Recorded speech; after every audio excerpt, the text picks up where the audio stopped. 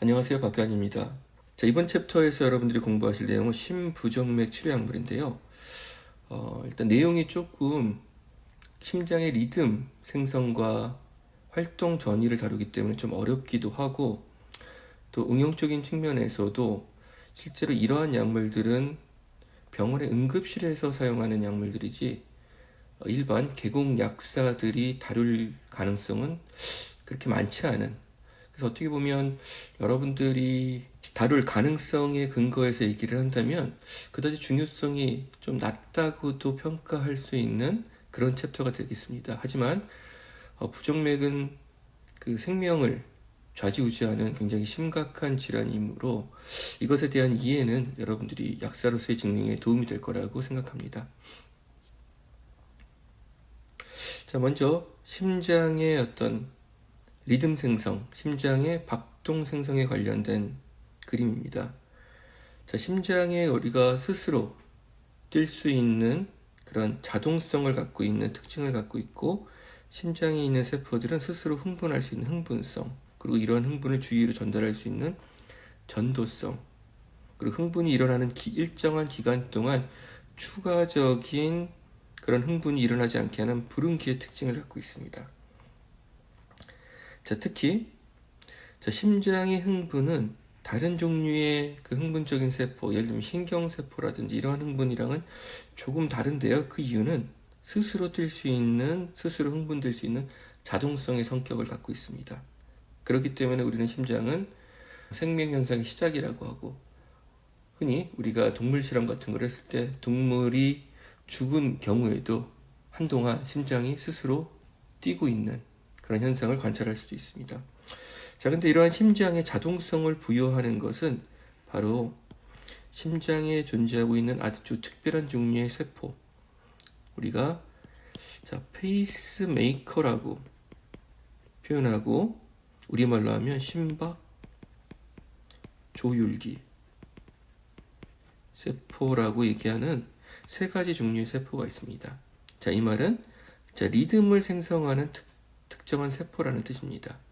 자, 이 그림에서 확인해 보시면 우심방 쪽에 가까운 동방결절, 그리고 심실과 심방의 경계에 있는 방실결절,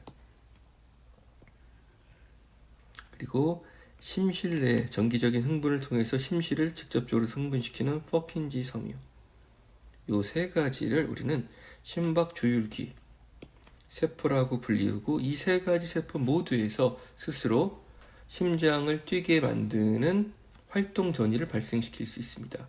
하지만 이들이 그 탈분극되는 그러한 빈도, 빠르기가 동방결절에서의 탈분극 속도가 가장 빠르기 때문에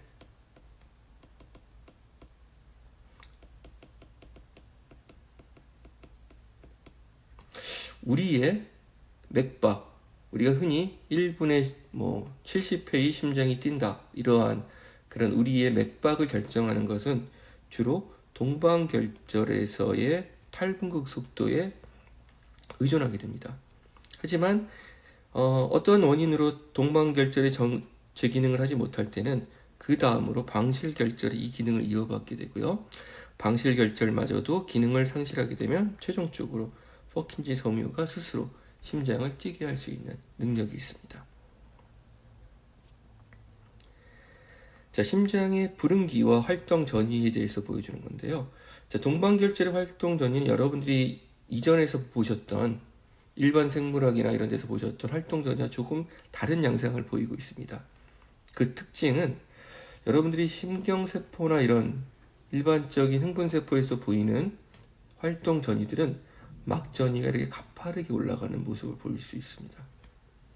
자, 이렇게 가파르게 올라갈 때 요 가파르게 막전이를 올리는 이유는, 여기 기여하는 이유는 보통 소디움 이온이 기여를 하게 되고, 여기 어느 정도 플래토를 가지고 막전이를 유지하는 부위는 칼슘, 그리고 막전이를 다시 내려서 재분극시키는 것은 칼륨 이온이 밖으로 빠져나가는 것에 의해서 이러한 것들이 이루어집니다. 하지만 심장의 심박 조율기 페이스메이커에서의 활동 전이는 특징적으로 이렇게 뾰족한 부분이 없고요, 완만한 곡선의 형태를 가지고 있다는 특징이 있고요. 그 다음 두 번째, 활동 전이의 업스트로크를 유도하는 그러한 전해질이 나트륨이 아니라 심박조율기에서는 이것이 칼슘이 이 역할을 주로 합니다. 그리고 칼슘에 의해서 이루어진 활동 전이를 다시 재분극시키는 건 마찬가지로 칼륨 이온이 밖으로 빠져나가는 것. 자, 이거는 제 방향을 보시면, 자, 칼슘은 세포 밖에서 안으로, 자, 칼륨은 안에서 밖으로 이렇게 빠져나가는 것이고요. 자, 그때 심장에 이러한 동방결절이나 굴심방결절, 자, 요즘은 이것을 굴심방결절이라고 얘기를 하죠. 사이노 아트리얼. 자, 이게 심방이고요.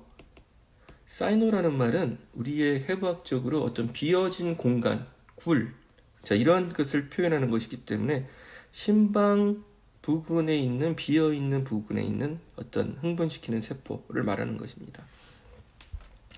자, 이 굴심방결절, SA 노드가 스스로 자동성을 갖는 이유는, 결정적인 이유는 바로 페이스 4, 이 활동 전이를 우리가 그 페이스별로 올라가는 시기를 제로, 내려오는 시기, 살짝 내려오는 시기를 2번 플래토, 그 다음에 재분국되는 시기를 3번, 그리고 다시 이렇게 회복되는 시기를 4번이라고 그럴 때, 보통의 활동 전이들은 여기가 이렇게 플랫하게 베이스라인을 긋는데, 이 자동성을 띠고 있는 동방결절은 여기가 아주 가파르진 않지만 기울기가 완만하게 어느 정도 스스로 자발적으로 막전이가 올라가는 양상을 볼 수 있습니다.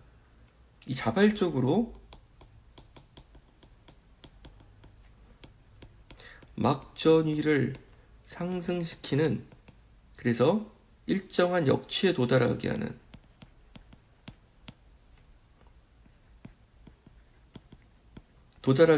어떤 분자가 있는데요. 그것이 바로 흔히 말하는 퍼니 채널이라는 것입니다. 퍼니 채널. 이 채널의 어떤 특징이 우리가 그동안 보지 못했던 것과 다른 굉장히 흥미로운 채널이라고 해서 퍼니 채널이라고 그러고요.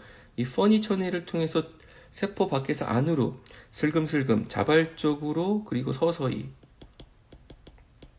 이동하는 그런 전해질은 나트륨과 칼륨입니다. 주로 나트륨. 자, 그래서 이 페이스 4에서 나트륨이 서서히 조금씩 올라가는 것에 의해서 어떤 역치에 도달하냐면, 단계적으로 첫 번째,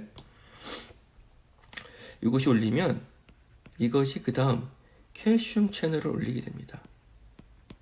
자, 그때 이때 타입 칼슘 채널의 종류는 T타입. 그러니까 일시적인 칼슘 채널을 올리고요. 여기서 일정한 정도의 칼슘이 오르면 이것이 바로 업스트로크를 이어지게 하는 것이 아니라, 이것도 역시 세 번째, 자, 본격적으로 칼슘이 세포 안으로 유입되도록 하는 롱타입 칼슘 채널 오픈이 되는 그 역치에 도달하기까지 하는 기능입니다. 자, 그래서 롱타입 칼슘 채널이 열리면 그제서야 비로소 막대한 양의 칼슘에 의해서 이렇게 활동 전이가 발생하는 것입니다. 자, 이런 특징이 있고요. 자, 그 다음에 이제 또 하나의 특징은, 심근은 부릉기를 갖고 있습니다. 지금 여기 보이시는 것은 지금 실제로 심실, 혈액을 심실의 수축에 의해서 혈액을 박출하는 그 마지막 부분인데요. 심실의 활동 전이를 보여주고 있습니다. 자, 심실의 활동 전이는 보시는 바와 같이 이렇게 급격하게 올라가죠. 이거는 나트륨 이온에 의해서 올라가는 것이고요. 일시적으로 포타슘 채널이 열리면서 살짝 내려오고 다시 플래토를 유지하게 됩니다. 이 플래토를 유지할 때는 칼슘 채널이 열리면서 이 이가 이온, 양이온에 의해서 막전이가 유지되는 것이고, 이때 칼륨이 밖으로 빠져나가면 양이온이 밖으로 빠져나가기 때문에 막전이가 이렇게 감소하게 됩니다. 자, 이렇게 되고 이제 페이스 4를 갖고 있다가 시간이 되면 다시 이러한 그 활동 전지가 시작하게 됩니다. 자, 그때 부릉기라고 하는 것은 심장이 효율적으로 혈액을 박출하기 위해서는 한번 수축했을 때 그 과정, 어떠한 그 사이클 내에서 또 다른 추가적인 수축이 없어야 됩니다. 잡스러운 수축. 그런 것들이 있으면 심방과 심실의 어떠한 그 순차적인 수축에 의해서 효율적인 혈액 박출이 되지 않고 여기저기서 동시다발적으로 근육이 수축하게 되면 오히려 효율적이지 못한 제대로 펌프의 기능을 하지 못하게 됩니다. 따라서 심근은 한번 활동 전이가 발생한 동안에는 일정 기간 동안 추가적인 그런 활동 전이가 발생한다 하더라도 이것들이 발현되지 않는 불응기를 갖게 됩니다. 이것이 특징이고요. 자, 그래서 우리가 이 불응기를 나눌 때 보시면 자, 그림이 지저분하니까 제가 좀 다시 정리를 하겠습니다. 자, 이 불응기를 보실 때 불응기가 첫 번째 absolute 절대 불응기라는 것이 있습니다. 자, 여기까지. 자, 요 구간 동안에는 이 중간에 어떠한 추가적인 이소성 리듬의 생성이 있다고 하더라도 이때는 심장이 반응하지 않습니다. 절대적인 불응기. 하지만 절대적인 불응기를 좀 지나서 이 불응기가 조금 더 연장이 되게 되면 이 마지막 부분에는 우리가 흔히 말하는 유효불응기라는 것이 있어서 국소적인 활동 전이가 발생할 수도 있습니다. 가능성이 충분히 있습니다. 이 절대 불응기의 끝 부분에는. 하지만 이때 국소적으로 발생한 활동 전이는 주변으로 전파되지는 않습니다. 그렇기 때문에 이것을 아직까지는 효과가 있는 불응기다 라고 얘기를 하고요. 자, 근데 여기서 조금 더 불응기가 연장이 되게 되면 상대적인 불응기라고 하는 요 구간이 생기는데요. 이때는 활동 전이가 발생되기도 하고 이때 발생된 활동 전이가 주변으로 전파가 되게 됩니다. 이러면 조금 심각한 문제들이 생기게 돼요. 이때부터 우리가 부정맥이 발생할 수 있다고 얘기를 하는 것입니다. 자, 이런 식으로요. 자, 그리고 여러분들이 앞에서 배운 것과 연관을 시킨다고 하면 디기탈리스에 의해서 나타나는 지연 후 탈분국이 바로 이러한 형태가 되는 것입니다. 이러한. 자, 그리고 우리가 SNP라고 해서 supranormal period, 그러니까 과정상기라고 부르는 부분은 자, 요 뒷부분인데요. 이 뒷부분은 역치 이하에서도 활동 전이가 발생될 수 있는 굉장히 비정상적인 활동 전이가 언제든지 생길 수 있는 가능성이 있는 부분이 이 부분입니다. 자, 그래서 이 부분이 디기탈리스에 의한 지연 후 탈분국이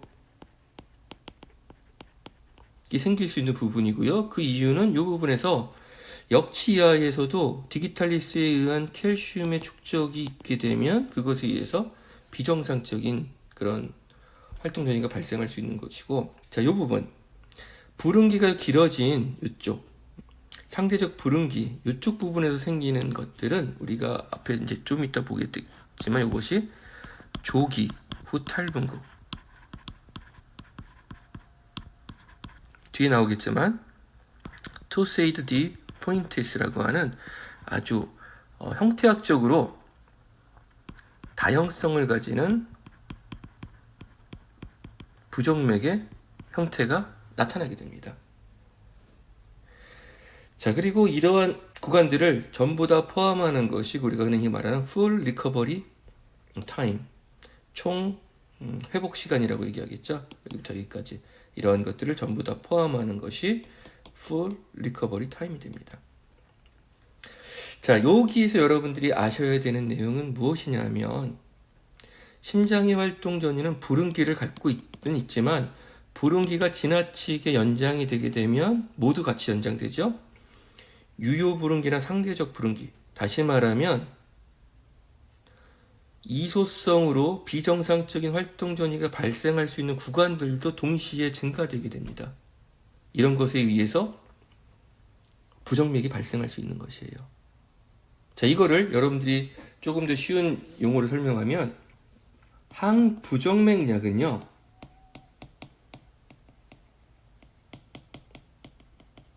여러 기전이 있지만 그 중에 한 가지 기전은 정상적인 이러한 부릉기가 있다고 하면 이 부릉기를 연장시켜주는 약들이 있습니다. 이렇게 원래는 이 정도였는데 이만큼 연장시켜줬습니다. 그러면 이 부정맥락의 어떤 치료의 기전은 부릉기를 증가시킴으로써 이 중간에 나오는 비정상적인 리듬이나 활동 전이 생성을 억제하는 기전입니다. 하지만 이런 경우에 모두 함께 증가되죠. 이러한 상대적 부릉기나 과정상기도 함께 요 구간이 늘어나기 때문에 정상적으로는 큰 문제가 없지만 이런 부분에서 이소성, 비정상적인 리듬이 생길 수 있는 어떤 자극이 온다 그러면 오히려 그러한 부정맥이 생길 수 있는 그런 위험률, 빈도가 증가되게 됩니다. 따라서 이러한 부분들에서 아까 말했던 조기후 탈분극이나 톨세이드 디포인티스 같은 아주 비정상적인 부정맥이 나타날 수가 있어요. 자, 그런 의미에서 항부정맥약은 부릉기를 증가시켜서 부정맥을 치료하기도 하지만 오히려 이 부릉기 증가에 의해서 늘어난 상대적 부릉기나 과정상기의 증가가 다시 아주 악질적인 부정맥을 유발할 수도 있습니다. 지난 시간에 한번 제가 말씀드렸죠. 항암제가 암을 유발하듯이 항부정맥약도 부정맥을 유발할 가능성이 굉장히 많다. 이러한 연유로 여러분들이 생각을 해주시면 좋겠습니다. 자, 심박조율기, 특히 동반결절에서 나타나는 활동 전이의 발생, 그리고 거기에 기여하는 그 전해질들을 나타낸 그림입니다. 자, 보시면 처음에 4기 어떤 활동 전이가 끝나고 정상적으로 다른 종류의 그런 흥분세포에서는 이것이 플랫하게 기저 상태를 유지하는데 동반결절에서는 이 4기에서 퍼니 채널이라고 하는 아주 독특한 채널이 있는데 이 채널이 주로 소디움과 칼륨을 세포 안으로 집어넣습니다. 그러면 이렇게 막전이가 슬금슬금 올라가겠죠. 천천히. 그래서 어느 정도의 역치에 다다르면 그때 칼슘 채널을 건드리는데 단계적으로 T타입 칼슘 채널을 먼저, 그리고 L타입 칼슘 채널을 먼저, 이렇게 두 단계에 걸쳐서 칼슘 채널을 오픈하면서 이렇게 완만한 막전이의 상승을 유발합니다. 자, 그 이후에는 마찬가지로 칼륨 채널이 이번에는 안에서 밖으로 빠져나가는 채널을 열면서 이 활동 전이를 낮춰주고요. 다시 4기에 들어오면 또 스스로 열리는 자, 이러한 T타입이나 L타입 칼슘 채널은 주변의 탈분극에 의해서 전압개폐성으로 열리는 것들이죠. 전압개폐성. 하지만 이 퍼니 채널은 스스로 자발적으로 4기가 되면 개방되는 것이 특징입니다. 그리고 서서히 보통의 나트륨을 세포 안으로 집어넣는 그런 채널들은 굉장히 급격하게 올리죠. 그쵸? 하지만 이 퍼니 채널은 굉장히 서서히 조금씩 올리는 특징을 갖고 있습니다. 이런 것에 의해서 우리 심장의 자동성을 갖는다 라고 이해하시면 될 것이고요.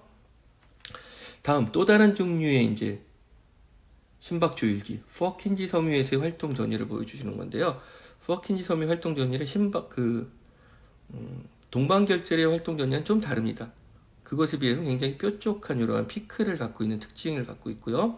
이때 퍼킨지 섬유에서는 처음에 이 활동 전이를 발생시키는 이 제로 페이스에서는 나트륨이 밖에서 안으로 들어가는 것이 여기에 기여를 합니다. 그리고 잠시 피크를 치고 잠시 칼륨이 밖으로 빠져나가면서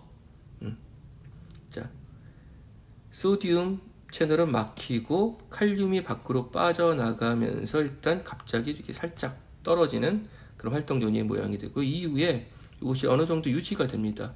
자, 페이스 2에서는 자, 이거 막전이를 유지시켜주는 거는 칼륨이 안으로 들어오면서예요.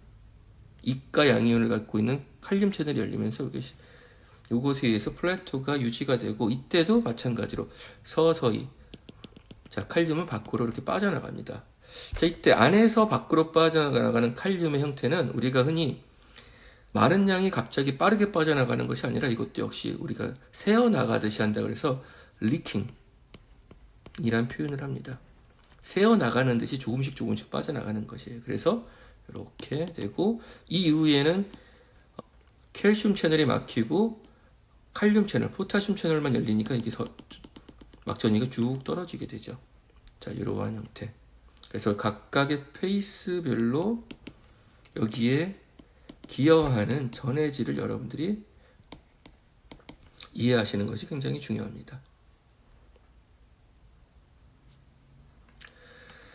자, 그때 그 전해질들의 기여도를 보여주는 것인데요. 보시면, 자, 페이스형, 업스트로크일 때는 나트륨, 그냥 그 소디움 이온이 열리는 것이죠. 그리고 플라토 때는 칼슘 이온, 특히 롱타입 칼슘 이온이 이렇게 개방되는 것을 볼 수 있고요. 페이스 3번에서는 칼륨 채널이 이렇게 열려 있습니다. 근데 이때 열리는 것은 안에서 밖으로 빠져나가는 것이고, 이 두 가지 이온은 밖에서 안으로 들어오는 것입니다. 따라서 이때는 막전이를 상승시키고, 그쵸? 이때는 막전이를 내리는 역할. 자, 그런 역할들을 하는데요. 여기서 한 가지 이제 여러분들한테 유심히 말씀드릴 거는, 자, 여기서 나트륨 채널은요, 소디움 채널은 페이스 제로에서 오픈돼서 이때 물론 아주 상당한 양의 나트륨들이 세포 안으로 들어옵니다. 하지만 이 시기 이후에도 이 부분을 여러분들이 좀 관심 있게 보실 필요 있어요. 소디움 이온이 꾸준히 지속적으로 이렇게 열려 있습니다. 그 양이 많지는 않지만 일정하게 어느 정도의 소디움 이온이 열려져 있어요. 자, 이 부분을 여러분들이 이해하셔야 나중에 소디움 채널이 억제되었을 때 이 액션 포텐셜이 어떻게 변동되는지, 혹은 포타슘 채널이 억제되었을 때 이러한 활동 전이가 어떻게 변화되는지를 여러분들이 아실 수 있습니다. 제가 말이 나온 김에 말씀을 드리면, 정상적인 활동 전이는 이렇게 전형적인 모습을 갖고 있습니다. 이때 첫 번째, 제가 많은 약물 중에 소디움 채널을 차단하는 약물이 있습니다. 자, 그 약물에 의해서 이 활동 전이가 어떻게 변할 것인가를 보시면, 소디움 채널이 차단되면 어떤 일이 생길까요? 이것이 활동 전이가 이렇게 급박하게 올라가는 요 기울기가, 소디움 채널이 차단되면 양이온이 안 들어오니까 막전이가 이렇게 급격하게 올라가지 않겠죠. 그래서 이 결과 활동 전이는 이렇게 업스트로크의 기울기가 완만해지는 이러한 형태, 이렇게 차이를 나타내게 됩니다. 자, 두 번째, 그러면 자, 포타슘 채널이 차단됐을 때는 어떤 일이 생기느냐? 자, 포타슘 채널이 역할하는 부분은 이 부분이죠. 이 부분인데, 이때는 포타슘이 안에서 밖으로 빠져나가는 경우입니다. 빠져나가는데 양이온이 빠져나가서, 자, 세포에 양이온이 빠져나가니까 막전이가 떨어지는 것인데, 이거를 못 빠져나가게 했어요. 그럼 어떻게 될까요? 막전이가 그대로 유지가 되겠죠. 그쵸? 그 결과, 자, 여기 보시는 것처럼 이렇게 있었다고 하면, 자, 정상적으로라면 포타슘 채널이 열리면서 이게 쭉 떨어져야 되는데, 이게 차단되니까 떨어지지 못하고 어떻게 될까요? 이 플래토가 점점 더 유지가 되겠죠. 이렇게. 그래서 결과적으로 뭐가 된다? 불응기가 증가되는, 활동 전이의 듀레이션이 증가되는 이러한 패턴을 갖게 됩니다. 자, 그 다음 세 번째인데요. 자, 소디움 채널이 차단되는 약물 중에 하나는 또 어떠한 형태를 만드냐 하면, 정상적 이 포타슘 채널이 차단되는 거랑 반대로 오히려 이번에는 정상적으로 이렇게 있던 것이 줄어드는, 그러니까 이 활동 전이가 이렇게 단축되는 이러한 효과를 보이는 것도 있어요. 요게 여러분들한테 가장 이해가 잘 안 됩니다. 소디움 채널을 차단했는데 기울기가 이렇게 떨어지는 거는 이해가 돼. 근데 일부 소디움 채널 차단하는 약물에 의해서는 요 듀레이션이 이렇게 짧아지는 이러한 역할을 합니다. 자, 여기 이렇게 늘어나는 그 칼륨 채널은 잘 이해가 잘 되는데 이 부분이 이해가 안 돼. 그리고 설명한 책도 거의 없습니다. 제가 그래서 이거를 막 연구를 하고, 뭐 큰 연구는 아니고요.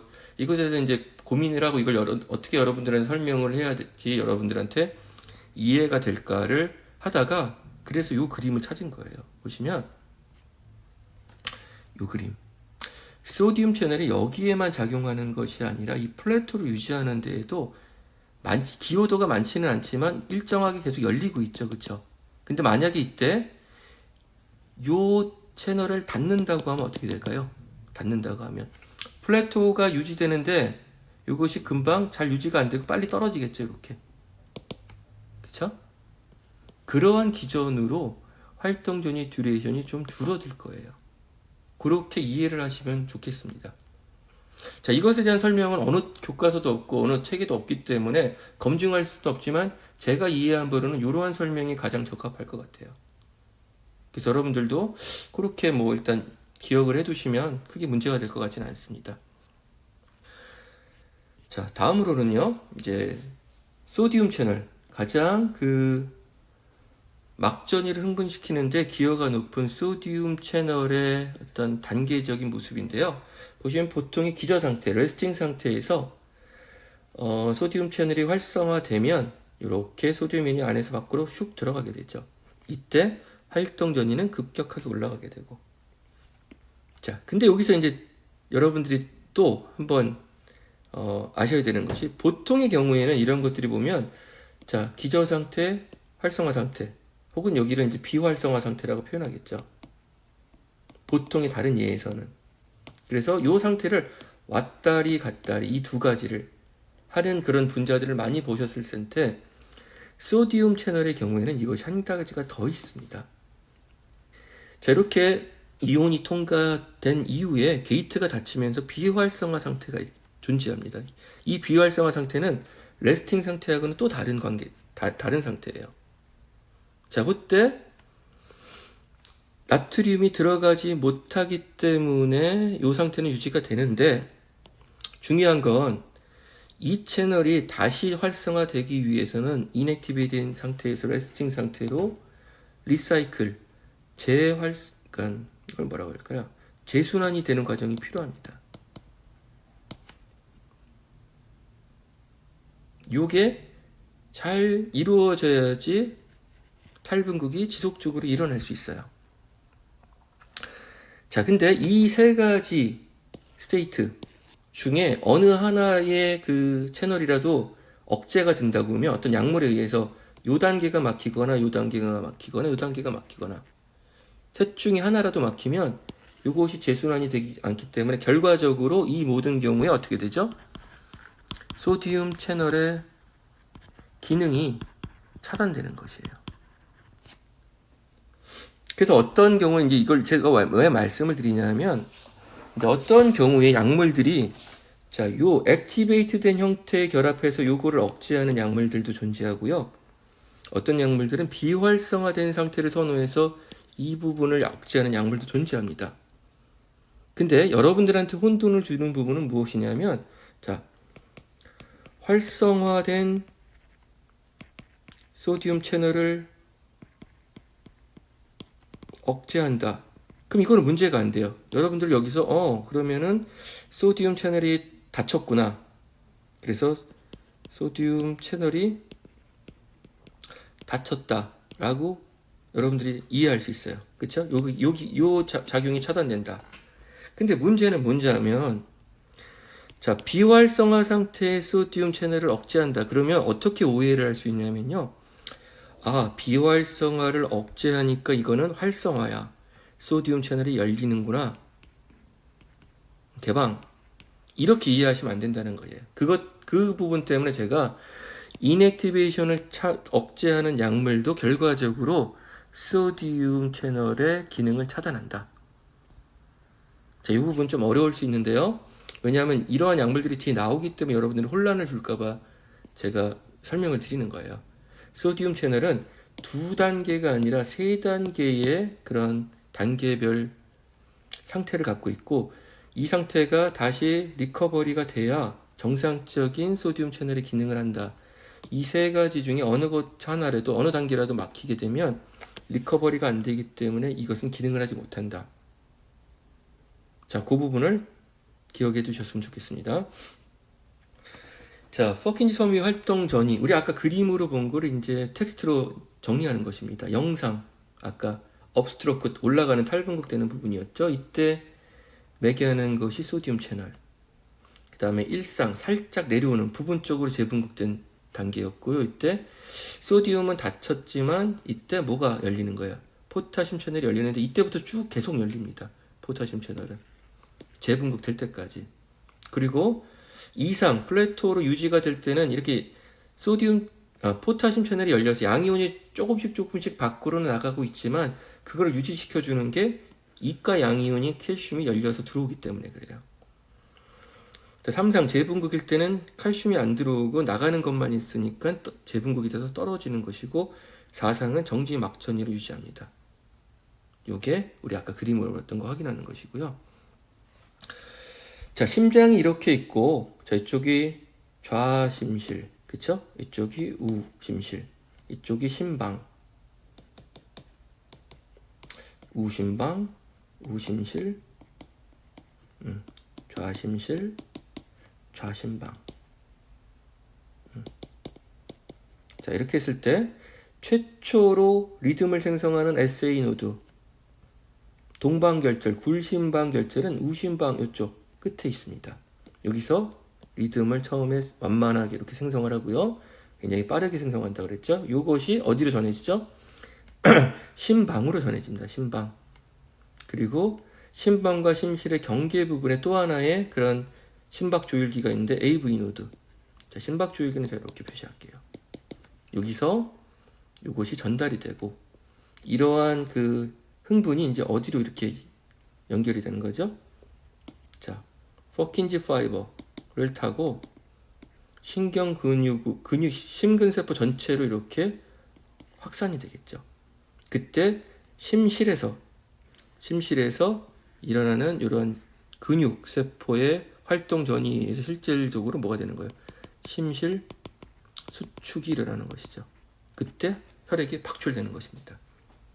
자, 그리고 이런 것들이 시차가 어느 정도 생기겠죠. 정기적으로 이제 전달이 되는 것이니까 굉장히 빠르게 일어나긴 하지만 시차적으로 어떤 이런 지연이 생깁니다. 그래서 이러한 피크들을 모아서 만든 것이 바로 우리가 말하는 EKG, 일렉트로카디오그램, 우리가 흔히 심전도라고 하는 것이죠. 심전도. 심장에서의 어떤 정기적인 흥분의 비정상과 정상을 구분하는 어떤 검사 방법. 그래서 이러한 파형들을 모으면 아주 독특한 심전도 파형이 나옵니다. 그것이 보시면 이렇게 피파 피크, QRS 컴플렉스 피크를 하나 치고요. 그다음 다시 T라고 하는 이러한 피크를 하나 칩니다. 자, 요때 요 피크는 무엇을 말하는 것이냐면, 요거는 보시는 것처럼 심방의 윗부분, 심방의 탈분극을 되는 시점을 표현하는 것이에요. 그리고 QRS는 너무 붙어가지고 이걸 떨어뜨릴 수 없고, 요거는 언제쯤 이 탈분극이 심실로 전달됐을 때 심실의 탈분극, 그 다음에 여기 살짝 올라간 T는 심실의 재분극.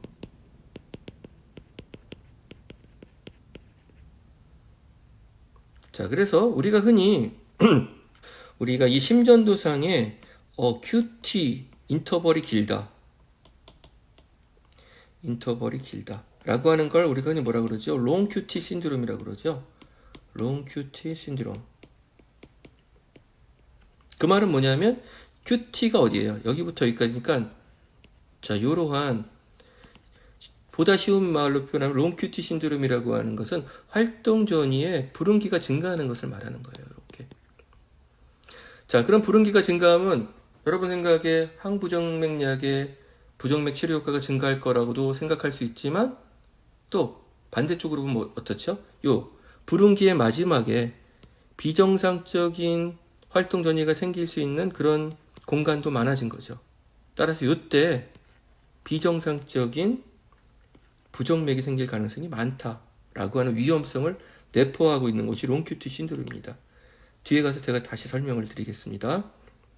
어쨌든 그래서 이러한 동방결절로부터 심방, 방실결절, 심실 이렇게 이어지는 활동 전이를 합산해서 그린 것이 우리가 흔히 말하는 일렉트로 카디오그램 심정 전도의 그림이고 이때 각각의 PQRST가 의미하는 바를 여러분들이 아셨으면 좋겠습니다.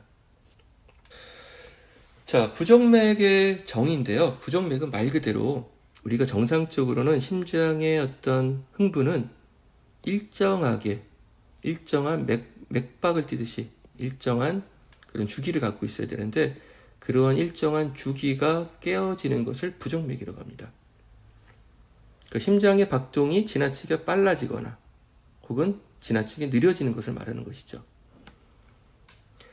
자, 그래서 보시면 심장이라는 어떤 특성, 자동성을 나타내는 특화된 세포가 있고 그때 그 리듬을 생성하는 심박조율기라는 세포가 있고 심박조율기에서 리듬을 생성하는 주요한 그 전해질은 퍼니 채널의 나트륨 이온 혹은 그 심박조율기의 업스트로크를 형성하는 칼슘 이온 등이 느리고 자발적인 탈변극에 의해서 스스로 뛰는 자동성을 부여한다. 그리고 이 부정맥은 개념상으로는 굉장히 간단합니다. 왜냐하면 임펄스, 그러니까 활동 전이를 말하는 거예요. 조율기에서 만들어낸 활동 전이. 자, 이러한 활동 전이 생성이 이상하거나, 그러니까 활동 전이가 과도하게 생성되거나, 아니면 만들어진 이런 활동 전이가 전달되는 과정에 이상이 생기는 경우, 그런 경우에 결과적으로 심장의 리듬이 비정상적이 된다. 그것이 부정맥이다. 그러니까 부정맥의 원인은 크게 나누면 뭘까요? 리듬의 생성 이상 혹은 전도 이상. 자, 근데 이런 것은 다양한 증후군의 이제 복잡한 질환으로 나타나는데 결과적으로는 그래서 리듬이 느려지는 소맥 혹은 리듬이 빨라지는 빈맥 이런 것들이 불규칙적인 것 생기는 위치에 따라서 심방에서 생기는 심방 부정맥, 심실에 생기는 심실 부정맥 이렇게 복잡한 질환으로 우리가 구분을 할 수 있습니다. 이런 것들을 만들어내는 원인으로는 심장의 어떤 일부분에 허혈이 있거나 저산소증, 그다음에 산혈증, 알칼리혈증, 전해질 이상, 혹은 카테콜라민의 과다 노출, 약물에 의해서 자, 이런 약물들은 특히 어떤 약물이 되냐면요, 우리가 아까 얘기했던 롱큐티 유발하는 약물, 혹은 우리가 흔히 헐그라고 하는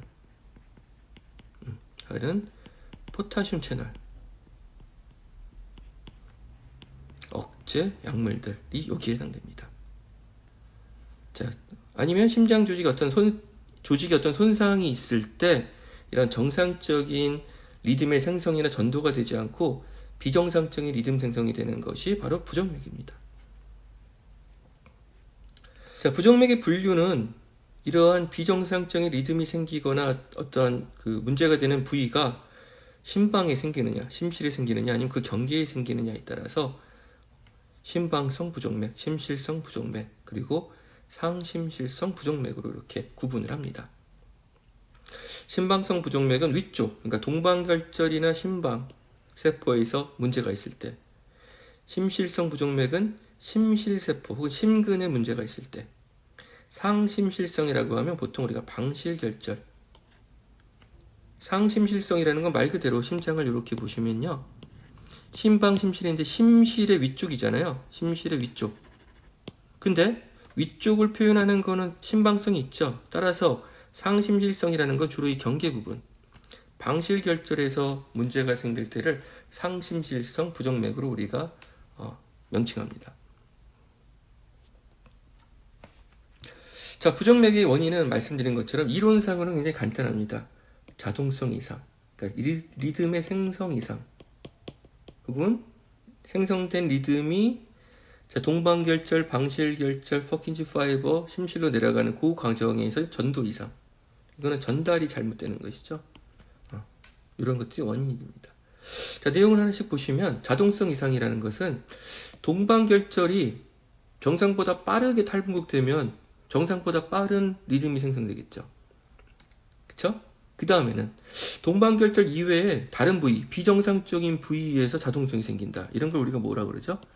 이소성 이소. 다른 부위에서 생기는 심박 조율 교활성. 조율 활성. 이라고 표현하고요. 자, 그 다음에 심근세포에 손상이 있을 때 이완기에도 부분적인 탈분극이 유지되는 것들. 이런 것들이 우리가 앞에서 잠깐 언급한 그런 후탈분극 경우들. 후탈분극. 자, 후탈분극에는 조기 후탈분극이 있고, 그 다음에 지연 후탈분극이 있죠. 이런 것들도 일종의 리듬이나 활동 전이의 생성 이상입니다. 그래서 부정맥의 원인 중에 첫 번째 자동성 이상은 동방결절에서 빠르게 만들어낼 때, 혹은 동방결절 이외의 부분에서 자동성이 생기는 것, 혹은 심근세포가 손상이 있거나 이런 후탈분극을 만들어내는 경우, 이런 것들이 리듬의 비정상적인 생성의 원인이 되는 것입니다. 자, 그 다음엔 정상적으로 생성된 리듬이라도 이것이 전도가 문제가 되면 상당히 많은 부정맥이 발생할 수 있습니다. 대표적인 것이 재진입 현상입니다. 자, 재진입 현상은 여러분들이 좀 이해를 하실 필요 있는데요. 그림으로 이해하시는 것이 빠릅니다. 그래서 그림을 먼저 설명을 드리면요. 심장을 이렇게 제가 표시를 한다고 하면요. 자, 동방결절이나 골심방결절에서 발생한 이러한 활동 전이가, 생성한 활동 전이가 자, 방실결절을 통해서 퍼킨즈 파이브를 타고 이 심장의 전 부분으로 이렇게 정기적인 흥분이 전달이 되려면 이러한 퍼킨즈 파이브는 많은 분지, 그러니까 가지치기를 해야 됩니다. 이렇게.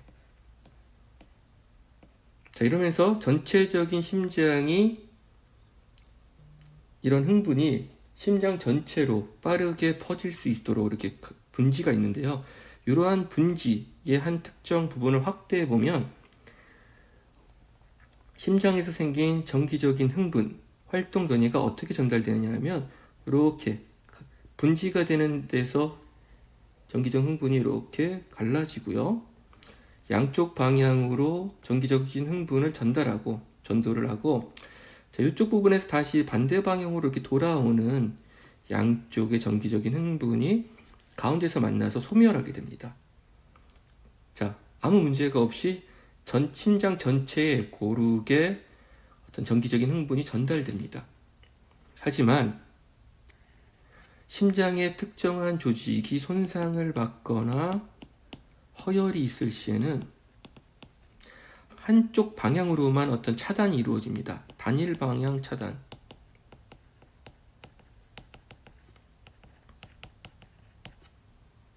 자, 그 결과 분지에서 이쪽 부분에 손상이 있다 그러면 여기서 그 정기활성의 활동 전이의 전도가 이 부분은 차단이 되고 이쪽 부분은 정상적으로 이렇게 퍼지겠죠.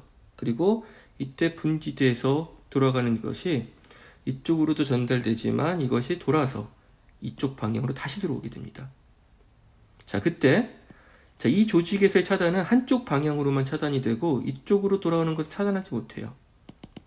그래서 자, 1차 여기처럼 1차적인 전기 활동 전이가 오고 부릉기를 갖고 그다음에 2차적으로 이렇게 규칙적인 심장의 흥분이 도달해야 되는데 그 전에 여기는 1차 흥분, 정기적인 흥분 전달, 그리고 부릉기, 일종의 부릉기, 그리고 두 번째 2차 흥분이 와야 되는데 정상적이라면 이 경우에는 1차 흥분이 오고요. 부릉기가 채 다 끝나기 전에 이렇게 이것이 다시 돌아서 이쪽 부분을 흥분시키는 국소적인 흥분이 비정상적으로 도달하게 됩니다. 자, 이것을 우리는 리엔트리, 재진입이라고 말하는 거예요. 재진입. 자, 우리가 이제 활동 전이를 가지고 표시를 하면 이렇게 되겠죠. 자, 이렇게 되고 정상적으로는 이렇게 돼야 되는데 재진입이 있는 경우에는 이 중간에 이런 특정한 파형이 새로 재진입되면서 이러한 사이에 중간에 이런 것들이 생기는 것이죠. 이런 것들 때문에 그 리듬 생성이 빨라지고 부정맥이 생기는 그런 전도 이상으로 생기는 부정맥의 대표적인 사례가 재진입 사례입니다. 그리고 재진입은 심장의 특정 부위가 손상이 되거나 허혈이 있을 때 단일 방향으로 이런 전기의 전도가 차단될 때, 양방향으로 차단되면 이런 일들이 생기지 않습니다. 양방향으로 차단된다면 이렇게 내려오는 것도 차단되고 돌아 나오는 것도 차단된다고 하면 돌아서 나오질 못하겠죠. 리엔트리가 되지 않기 때문에 이런 경우는 문제가 없어요. 자, 이 경우는 반드시 한 방향만 차단될 때 이런 일이 생긴다라고 생각하시면 됩니다. 그럼 다시 돌아가서요. 지금 전도 이상, 부정맥의 한 원인이 되는데 전도 이상에서는 자, 심박조율기로부터의 충동, 활동전 이런 것들이 양쪽으로 분기돼서 전도가 되게 되는데 이때 손상받은 조직이 있으면 여기서는 전도가 한쪽 방향으로만 차단된다. 그럴 때 재진입 현상이 발생돼서 어떤 규칙적인 그런 정기적인 흥분, 중간에 새로운 흥분이 들어가는 그러한 부정맥이 생깁니다. 그래서 미성숙한 수축이 일어나거나 지속적인 심실 부정맥을 초래합니다. 자, 이런 경우에는 전도가 문제가 되기 때문에 우리가 사용할 수 있는 약물은 전도를 차단하는, 다시 말하면 전도를 차단하는 건 주변의 세포나 주변의 조직에 탈분극을 유도하는 거죠. 탈분극을 유도하는 건 주로 소디움 이온이 안으로 들어가는 소디움 채널의 역할이니까 소디움 채널 억제약들이 여기에 해당되고, 혹은 부릉기를 증가시키는 것도 하나의 방법이 되기 때문에 부릉기를 증가시킨다. 다시 말하면 이렇게 돼 있던 것들을 이렇게 증가시킨다.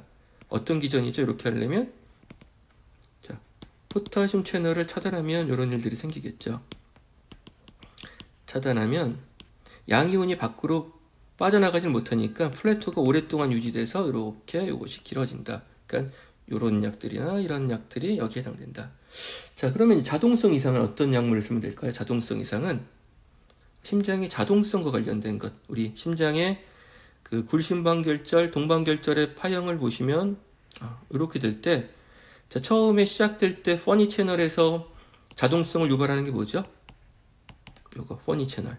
그리고 이쪽에서 업스트로크를 올려주는 것이 칼슘 채널.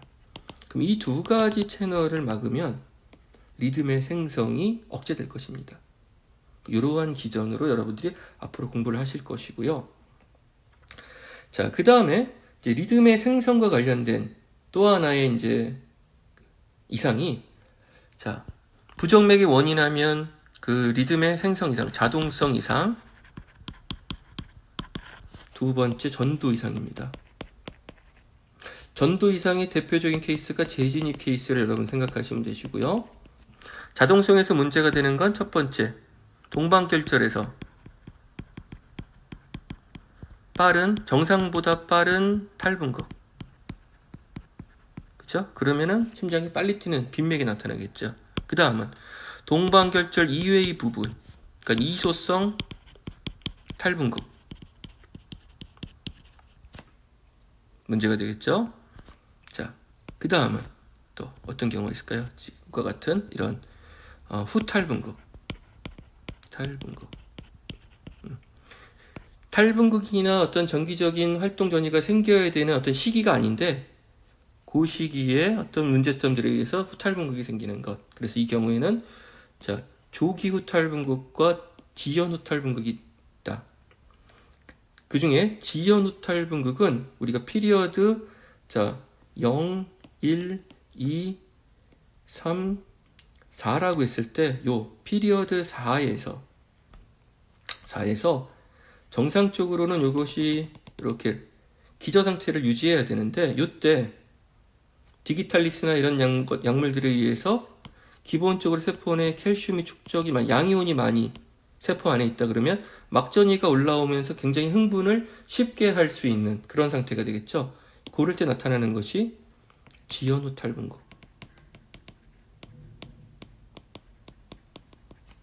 자, 그렇지 않고 여기 자, 플레이토의 끝부분, 플레이토가 길어지거나 아니면 요 반감기가 이렇게 길게 확장됐을 때 요 유효 불응기나 아니면 상대적 불응기의 구간이 길어지면서 이 부분에서 비정상적인 어떤 이런 활동 전이가 나타나는 것이 조기 후탈분구.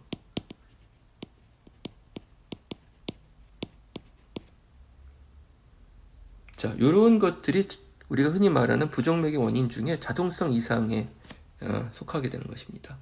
자, 이렇게 되면 여러분들이 이제 부정맥을 일으키는 원인에 대해서 이제 다 공부를 하셨어요. 자, 지금 다음에 나온 그림은 어떠한 환자의 EKG, 심전도 파형을 보여주는 건데요. 일단 한눈에 보기에 어떤가요? 규칙적인가요? 그렇지 않죠. 이 진폭의 변화라든지 아니면 요 빈도라는 것이 굉장히 불규칙하죠. 그렇죠? 이런 것이 대표적인 부정맥인데 부정맥 중에서도 이 파형이 지금 작은 것도 있고 큰 것도 있고 여러 가지 다형성을 갖고 있습니다. 그래서 폴리몰픽, 다형성, 형태학적으로 이 파형이 형태가 여러 종류가 다 다형성, 심실성, 타키카디아, 빈맥의 한 형태입니다. 자, 부정맥 중에서 빠르게 나타나는 형태고 위치는 심실성, 그리고 파형이 여러 개의 형태를 갖는다 라는 것인데, 자, 이러한 형태의 특징은 뭐냐면 이렇게 중간에 QT 인터벌이 길어집니다. 자, QT 인터벌이 길어진다는 것은 정상적으로 이렇게 있던 것이 이렇게 길어진다는 것이에요. 그럼 요 사이에 아까 봤던 것처럼 요 구간에서 조기 후 탈분국이 나타날 가능성이 많고요. 이런 부분에서 이상한 파형들이 나타날 수 있어요. 그리고 이러한 것들은 굉장히 그런 파형이 일정하지 않은 다형성을 가지고 나타나고 있기 때문에 이러한 형태의 부정맥을 일컬어서 우리는 여기 보시는 것처럼 자, 톨세이드 디포인티스라고 하는 용어를 씁니다. 자, 톨세이드 디포인티스라고 하면 불어인데요. 이거를 우리말로 하면 자, 포인티스는 포인트, 점들이겠죠. 그리고 톨세이드라고 하면 뭐라고 할까요? 트위스트 오브 포인트. 어떤 이런 파형이나 이런 것들을 이렇게 뒤틀어 놓은 듯한 아주 불규칙적이고 다형적인 그런 그 EKG의 형태를 이렇게 얘기를 합니다. 그리고 여기서 우리가 줄여서 톨세이드 디포인티스가 대표적인 조기 후 탈분국에 의해서 나타나는 것이고요. 이걸 줄여서 DP로 줄여서 씁니다. 이렇게. 그래서 여러분들이 이제 흔히 보시면 자, 톨세이드 디포인티스라고 하는 굉장히 악성의 부정맥이고요. 이거를 빨리 조기에 이것을 치료하거나 조절하지 않으면 생명이 굉장히 위급한 그런 응급한 상황입니다. 그리고 이러한 것들이 일어나는 것이 일종의 조기 후 탈분국이고, 조기 후 탈분국을 일으킬 수 있는 가능성은 여기 보시는 것처럼 롱 QT 신드롬을 보이는 약물이나 그런 유전적인 소인을 갖고 있는 사람들한테서 이런 것들이 많이 나올 수 있다라고 보시면 됩니다. 자, 오늘 수업은 여기까지 하고요. 우리 부정맥 치료제, 개별적인 약물에 대해서는 또 충분히 다음 시간에 시간을 갖고 공부해 보도록 하겠습니다. 자, 오늘 긴 시간 동안 여러분 학습하시느라 수고하셨습니다. 고맙습니다.